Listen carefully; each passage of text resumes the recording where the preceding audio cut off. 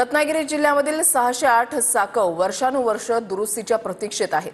कोकणातील अनेक साकवांची दुरवस्था झाली आहे। साकवावर जिल्ह्यातील नागरिकांचा जीव मुठीत घेऊन प्रवास सुरू आहे।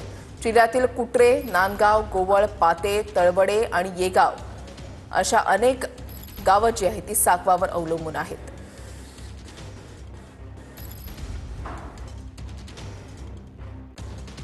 पुण्यातील इंद्रायणी नदीवरील पूल दुर्घटना घडली आणि त्यानंतर कोकणातील सुद्धा दळणवळणाची प्रमुख साधनं असणाऱ्या साकवांचा जो प्रश्न आहे तो सुद्धा या ठिकाणी ऐरणीवरती आलेला पाहायला मिळतो आहे।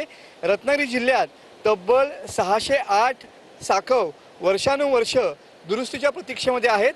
आपण सध्या संगमेश्वर आणि चिपळूण या दोन तालुक्यांना जोडणाऱ्या कुचांबे गावातील एका साकवावरती आलेलो आहोत।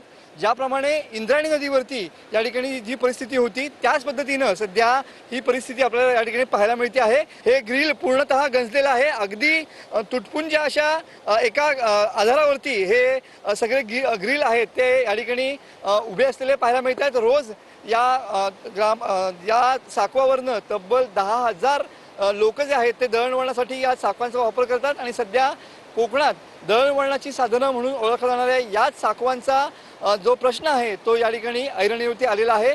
पुण्यासारखी दुर्घटना टाळण्यासाठी हे साकव तातडीने दुरुस्त करण्याची मागणी कोकणवासियांमधून सुद्धा या ठिकाणी होताना पाहायला मिळते। कॅमेरामन समित गजनेसह मनोज डेले, TV9 मराठी, कुचांबे, संगमेश्वर।